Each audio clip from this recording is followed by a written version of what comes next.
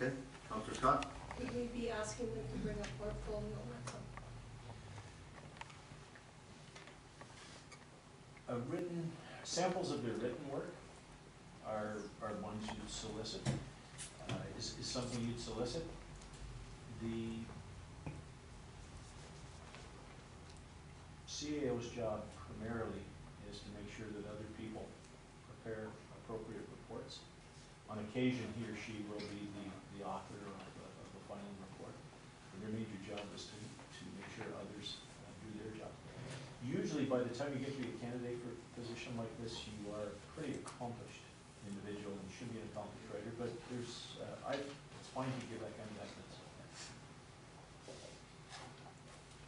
Okay, from Mayor Day? Yes. Just through you to Nigel. I'm just wondering, are you advertising it on the basis of what our current wages are, the current scale for the CAO position? Although your current rate of pay is, or historic rate of pay is public, any candidate who's writes about them can go to the provincial list and see what it's been for the last couple of years, so they have a sense of the range of pay. I wouldn't recommend putting the rate in the paper or in the advertisement. That's rarely done for executive positions these days. And quite frankly, if you find someone who meets all of your needs in a superior way, but needs $5,000 more than what you're currently paying, I suspect that you would find that other $5,000. So what you don't want to do is to frighten away the best candidate right off the bat with a rate that is may not be the final rate you're willing to pay. They can check and find out. They understand. The accomplished ones will understand the nature of the negotiations. Councillor Russell? Yeah, well, further to that, One thing. further to that comment, I think Nigel's correct. It's negotiated, explained, but it's interesting that we have as a twofer here. We have the rate that's in our rate of pays for our senior staff, and then we have the rate of pay that Mr. Burns paid in his last years, and that rate of pay was based on a bonusing versus a salary grid system. So, just through you, Mr. Merritt, to Nigel, if they go visit where you said they were going to go visit, to me, that wouldn't be, if the 152 came up, that wouldn't be, that would be a bonus rate of pay versus what our rate of pay as per our executive thing is. So I guess my question would be, which would you be looking at for the deputy mayor's inquiry? Or which would they be looking at? I apologize. That's a good question. Presumably you're not. Is the bonus system that's existed a publicly available piece of information? Okay. So it's subject to negotiated contract with an individual. I think you'd have to ask the only person on council who's here. But it's probably privilege, I don't know. But I it presume it would would be, although the final rate is public, it's how you got there. It's not. I think what I would do is I'd want to talk to the treasurer, acting CAO, determine what the two were and have that understanding so that we can explain that. The one thing that is well understood is that the Chief Administrative Officer's pay in any organization governed by the Pay Equity Act is not automatically subject to or can be outside the points system that's been established for the grid. And I suspect that if it's established that way. Yeah, if it's But established. if you have an established grid system that was established within the pay equity and may have been anomaly, then the reasons for it are what are we advertising for is my point. We have a grid system which goes and uses that pay equity. But this is an anomaly, so we shouldn't be advertising an anomaly. We should be telling the truth to the potential candidates is what I'm trying to say. I would presume, Your Worship, that any candidate who is serious about taking this position wants an individual contract negotiated with the council. Councillor Robinson?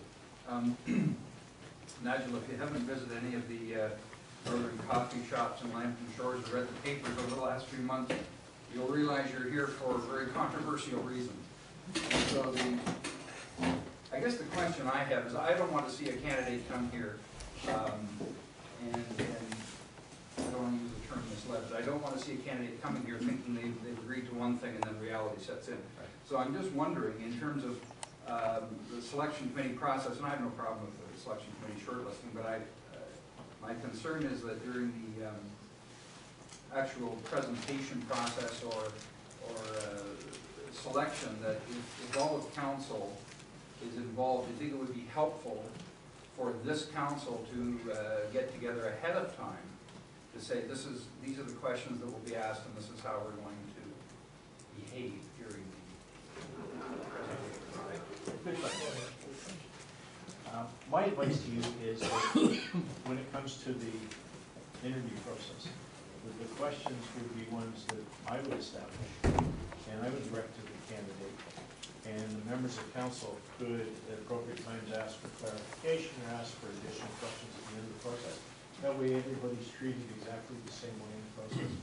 And I found over the years that it's rare that there are other questions that people are looking to answer that are more, perhaps there'll be, a person will have a favorite question in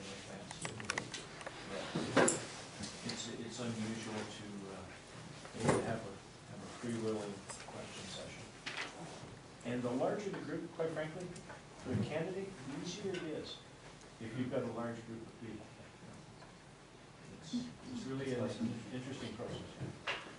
Councillor Scott? Through you, Mr. Nigel. Basically, any candidate coming into this position, whether he knows what's happened here or doesn't know what's happened here, is already going to have a very solid idea of what he'd be getting paid anyways, because he's probably coming from a similar situation. Either he is in a situation where he wants to move up into a higher grid pay, or a different realm of the world to round out his resume. So I really don't think that's an issue. I think that the issue will be that these people that come here are professionals. They know how to handle conflict. They know how to handle the various different things, or else they wouldn't be in the position that they're in. Like they've put in their time, they've done their thing, and they're moving forward. So I don't think that anything that's happened here particularly is going to be an issue. You're right. Just to comment on that, I would suspect every candidate who's worth interviewing knows how to use Google News. Okay? And so that's pretty clear, and to read what's just on Google. That's number one.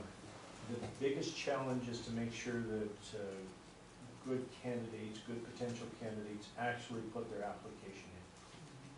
That's the big challenge. That's what I see as my challenge in this process, is to get them to the table. Deputy Mayor Day? Just a quick follow-up too. I understand that we started the process before, collected a number of resumes, and are you going to be utilizing those ones as well? Is that your understanding? Are you aware of those, and are you going to use those? I wasn't aware of those, but certainly those should be considered. That was for when we were doing the temporary position. Although it's quite possible that they saw it as a temporary, moving on to a full-time position ultimately too. So Certainly they'd be worth looking at. Okay. Any other questions?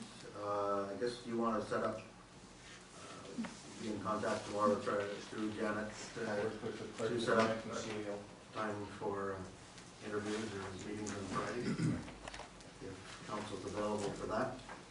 Anybody that's not available on a Friday, 20 minutes? Not seeing anybody?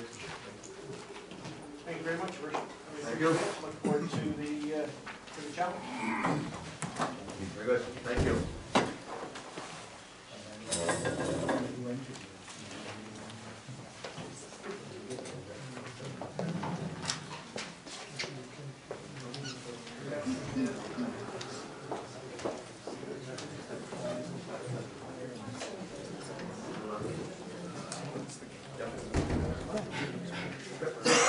So we'll go back and start with our consent agenda. Two items on there for recycling and correspondence re-defense issue. Councillor Lonsdale, receive file. Second by Dr. Mayor Day.